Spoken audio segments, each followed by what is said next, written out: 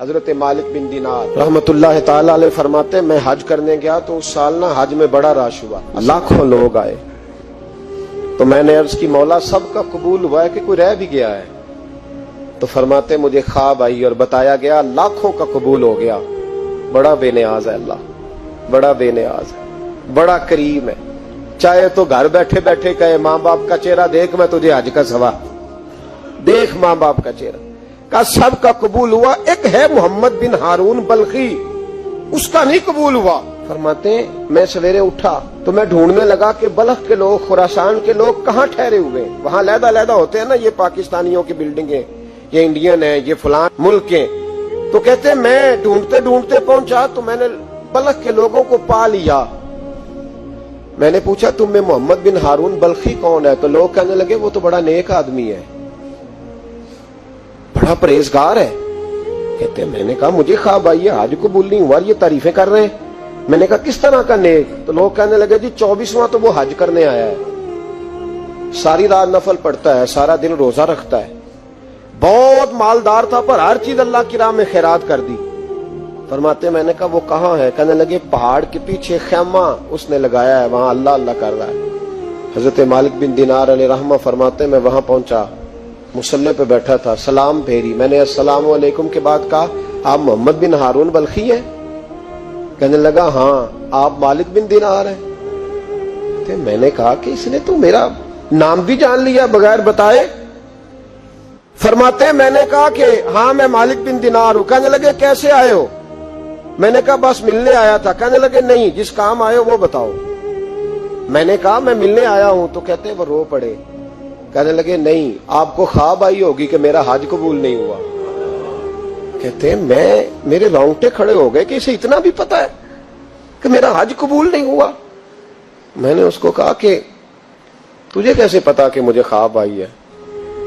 کہنے لگا مالک بن دینار مجھے 24 سال ہو گئے، میں اس بے نیاز کے گھر کا طواف کرتا ہوں، میں حجر اسود کے بوسے لیتا ہوں، میں مقام ابراہیم پہ نفل پڑھتا ہوں، میں صفا مروہ کی سعی کرتا ہوں، پر 24 سال بیت گئے۔ جب میں طواف وداع کرنے کے قریب آتا ہوں تو کوئی نہ کوئی اللہ کا ولی آ کے کہتا ہے دوڑ جا تیرا کوئی نہیں قبول ہوا۔ 24 سال۔ مالک بن دینار فرماتے میں اس کے قریب بیٹھ گیا اور اس کے گھٹنے پہ ہاتھ رکھا، میں نے، بندہ بھی معذور تھا، اس کا ایک ہاتھ کٹا ہوا تھا، چہرے پہ عبادت کے نشانات نمایاں تھے، اور میں نے کہا یار پھر تیرا حج قبول کیوں نہیں ہوتا؟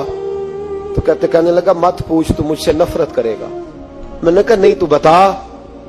کہنے لگا نہ پوچھ۔ میں نے اصرار کیا تو کہنے لگا اس لیے نہیں قبول ہوتا کہ میں اپنی اماں کا نافرمان۔ ماں کا نافرمان کیا ہوا؟ تو کہنے لگے اللہ نے دولت دی، جائیدادیں، گھوڑے، زمینیں، میں عیاش ہو گیا، میں اللہ کے دیے ہوئے مال کو ناجائز جگہ خرچ کرنے لگا۔ ماں میری بوڑھی تھی، عبادت گزار تھی، مجھے سمجھاتی تھی۔ رمضان کا مہینہ، عصر کے بعد اماں تنور میں روٹیاں لگا رہی، میں گھر آیا شراب کے نشے میں، اماں روٹی دو۔ ماں کہنے لگی شرم کر، روزہ رکھا نہیں تو جنہوں نے رکھا ہے ان کا تو خیال کر۔ کہتے ہیں یہ لفظ میں نے سنے تو ماں کو ایک تھپڑ دے مارا، اماں جلتے ہوئے تندور میں گر گئی، لوگوں نے مجھے کمرے میں بند کر دیا۔ کہتے ہیں ساری رات میں شور سنتا رہا پر نشے میں پڑا رہا۔ اگلے دن ظہر کے بعد آنکھ تب کھلی جب میری بیوی الماریوں سے کپڑے نکال رہی تھی۔ میں نے کہا کہاں جا رہی ہو؟ کہنے لگی میکے جا رہی ہوں، میں ماں کے قاتل کے ساتھ وقت نہیں گزار سکتی۔ میں نے کہا ماں قتل ہو گئی؟ کہا ہاں، رات 9 مہینے تجھے پیٹ میں رکھنے والی اور چھاتی کا دودھ تیرے گلے میں اتار کے پالنے والی تیرے ہاتھوں قتل ہو گئی۔ کہا کدھر ہے میری ماں کی میت؟ کہا دفن کر دیا۔ بتایا کیوں نہیں؟ کہتے مرتے وقت کہہ گئی تھی اسے میرا منہ نہ دکھانا، میرے جنازے کے قریب نہ آئے۔ کہنے لگا میں اسی وقت اٹھا جس ہاتھ سے ماں کو مارا تھا، کلاڑا لے کے ہاتھ کاٹ دیا، جائیدادیں، گھوڑے، مکانات خیرات کر دیے۔ ساری رات نفل پڑھتا ہوں، سارے دن کے روزے رکھتا ہوں، ہر سال حج کرتا ہوں، عرش کا مالک معاف نہیں کرتا۔ حضرت مالک بن دینار کہتے ہیں میں نے بھی ایک تھپڑ مارا، میں نے کہا تو اسی قابل ہے تجھے معاف نہ کیا جائے، کبھی تجھے معافی نہیں ملے گی۔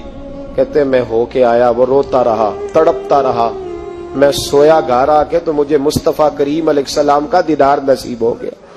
نبی پاک صلی اللہ تعالی علیہ وسلم نے فرمایا مالک تو اسے کیوں مایوس کر آیا ہے اللہ کی رحمت سے، کیوں کہہ آیا ہے اسے؟ میں نے کہا حضور اتنا بڑا قاتل ماں کا کیسے معافی ملے گی؟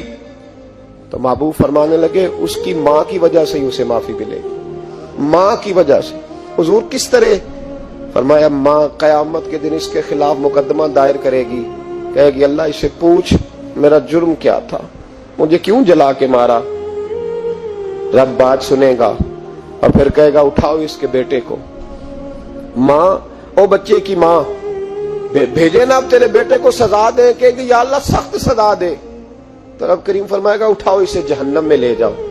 مصطفیٰ کریم فرمانے لگے جب زنجیریں ڈال کے فرشتے دوزخ کی طرف لے جا رہے ہوں گے نا تو پلٹ کے ماں کی طرف دیکھے گا، تھوڑا پھر آگے بڑھیں گے تو پھر دیکھے گا، پھر دوزخ کے قریب جائیں پھر دیکھے گا اور کہے گا اماں جی مجھے جلائیں گے، مجھے تکلیف ہوگی، زندگی میں جب درد ہوتا تھا تیرا نام میری زبان پہ آتا تھا، اماں مارنے لگے ہیں مجھے، جلائیں گے۔